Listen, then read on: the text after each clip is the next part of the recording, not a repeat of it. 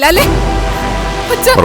ഈ വിവാഹ നിശ്ചയം കലക്കാൻ ചേച്ചി മനഃപൂർവ്വം വന്നിരിക്കുന്നു. ആ വാക്കുകൾ വാസുദേവനെ ശരിക്കും ഒരു രാക്ഷസനാക്കി മാറ്റി.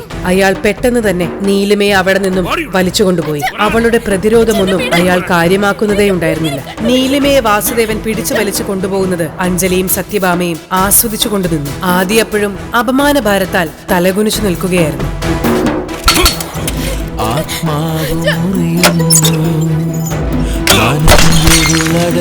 ഇനിയൊരക്ഷരം നീ മിണ്ടിയ ഇവിടെ ഇട്ടുനിന്ന് ഞാൻ കാൽക്കാശ് ഉപകാരമില്ലാത്ത നിന്നെ പോലൊരുത്തി ഇവിടെ കിടന്ന് ചത്ത എന്റെ അടുത്ത് ചോദിക്കാനും പറയാനും ഒരുത്തനും വരത്തില്ല. എന്റെ കുഞ്ഞിനെ ഒന്ന് കണ്ടുപിടിക്കാൻ സഹായിക്കണമെന്ന് മാത്രമല്ല ഞാൻ ആവശ്യപ്പെട്ടുള്ളൂ. ശരി, ഞാൻ അവനെ കണ്ടുപിടിക്കാൻ സഹായിക്കാം. പകരം നീ എനിക്ക് വേണ്ടി ഒരു കാര്യം ചെയ്തു തരണം. അല്ലെങ്കിൽ ബീഹാറിലും മുംബൈയിലും പിച്ചെടുത്ത് ജീവിക്കുന്ന ആയിരക്കണക്കിന് കുട്ടികൾ ഒരാളായി നിന്റെ അച്ഛൻ മാറും. ഞാൻ എന്ത് വേണമെങ്കിലും ചെയ്തു തരാം.